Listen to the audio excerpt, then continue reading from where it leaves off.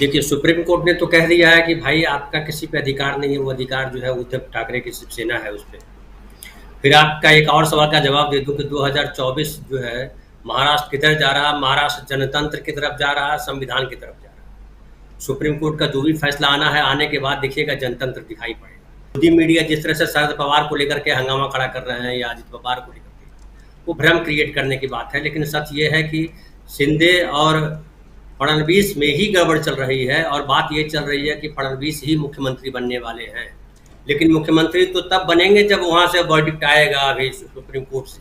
पता चला कि वो कहावत है ना, सर मुंडाते ही ओले गिरे, तो ओले गिरे हो न जाए कहीं कि अभी आप मुख्यमंत्री पद की शपथ ली और सुप्रीम कोर्ट से आ गया कि जो है विधायक अयोग्य है। खैर, अब जो बात कर रहे हैं कर्नाटक की, तो कर्नाटक की बात तो स्पष्ट है। कर्नाटक की जनता ने फैसला सुना दिया है।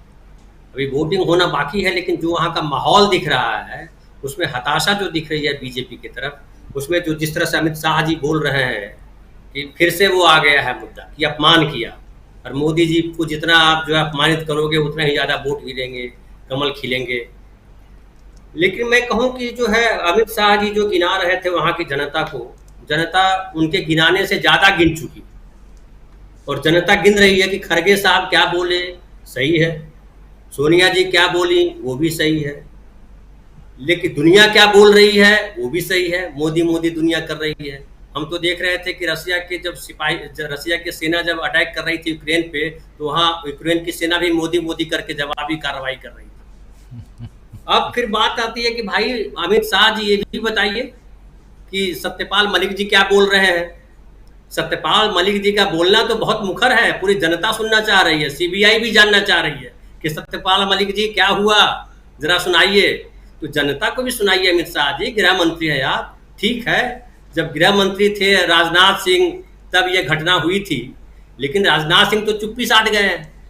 कहाँ तो वो हर बात पे निंदा कर दिया करते थे, कहाँ तो हर बात पे जो है मोदी सरकार के बचाव में उतर आते थे और बड़ी गंभीरता से बात करते हैं। जब भी राजनाथ सिंह जी बात करते हैं तो बड़ी गंभीरता से बात करते हैं। मुझे बड़े अच्छे नेता हमेशा लगे।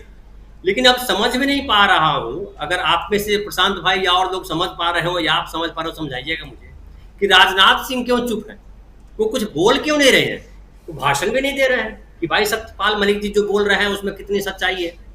उनको भी पता होना चाहिए क्योंकि उस समय गृह मंत्री वही थे पुलवामा के समय, या 370 में क्या क्या हुआ, 370 अनुच्छेद किस तरह से लागू किया गया, उसके पीछे क्या क्या कहानी थी, वो भी बताना चाहिए। सत्यपाल मलिक जी भी बहुत कुछ बताएंगे।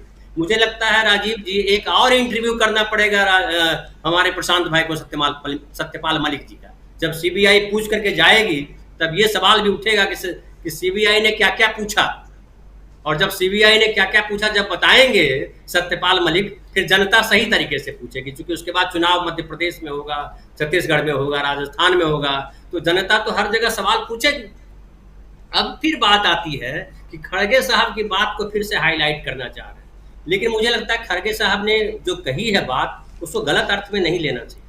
उन्होंने कहा, एक बात करके खत्म करूं, उन्होंने कहा है कि जो है नाग की तरह, तो नाग तो यहाँ देवता माने गए, और हमारे धर्म में जो हिंदू धर्म के प्रचारक हैं, ये सब हिंदू धर्म की रक्षा के लिए राजनीति में आए हैं, उनको तो मालूम होना चाहिए कि ये नाग पे ही धरती टिकी हुई है। तो मोदी जी इतने महान है कि वो धरती टिकाए हुए हैं, ये तो बड़ी अच्छी बात है। इसको बुरे अर्थ में क्यों ले रहे हैं? इसको तो मैं होता तो मैं तो बड़े अच्छे अर्थ में लिखता कि अरे प्रभु आपने मुझे शेष नाग कह दिया, आपने शेष कहना भूल गए आप, तो लीजिए मैं शेष जोड़ लेता हूँ और मैं शेष नाग हूँ, ऐसा कहना चाहिए। लेकिन आपका जो एक शेर आपने शुरुआत की थी उसको फिर छोड़ दिया। मैं कंप्लीट कर दूं, अकबर इलाहाबादी जी का शेर है वो, और अकबर इलाहाबादी बेचारे इलाहाबादी जी का नाम इलाहाबाद बदल दिया, अतीक की चर्चा हो रही है इलाहाबाद के नाम पे।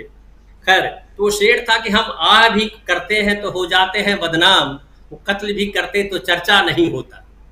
तो ये जो है, लेकिन अभी जो है कत्ल तो छोड़िए, अभी चर्चा हो रही है, और गवाह जो है वो चाहे ब्रिजभूषण शरण सिंह के गवाह हो, या जो है राम माधव जी के गवाह हो, या जो है पुलवामा के गवाह हो, वो सारे गवाह धीरे धीरे करके बाहर आएंगे, क्योंकि ब्रांड मोदी की जो चमक है वो फीकी पड़ गई है। ईडी सीबीआई की जो धमक है वो कमजोर पड़ गई है। अब ईडी सीबीआई की धमक से काम नहीं चलने वाला है, क्योंकि सुप्रीम कोर्ट में बैठा हुआ जो जज बैठा हुआ है, वो संविधान और जो जनतंत्र है उसकी बात को स्थापित करने के लिए तैयार बैठा है कि हम हर हाल में संविधान को और जनतंत्र को स्थापित करके रहेंगे। क्योंकि कस्टोडियन भी कहा जाता है न्यायालय को, तो न्यायालय अपनी मूल भूमिका में है। अब सीबीआई और सरकार और कुछ लोग सरकार में बैठे हुए लोग अगर चाहते हैं कि चीज़ों को छुपाएंगे, तो अब छुपने वाली नहीं है। क्योंकि तब तो विभीषण एक थे, अभी तो ढेर सारे विभीषण आके खड़े हो गए हैं। कैसे निपटेंगे आप, ये मोदी जी को सोचना चाहिए। जी जी बिल्कुल। राजनाथ सिंह क्यों चुप हैं, आप सब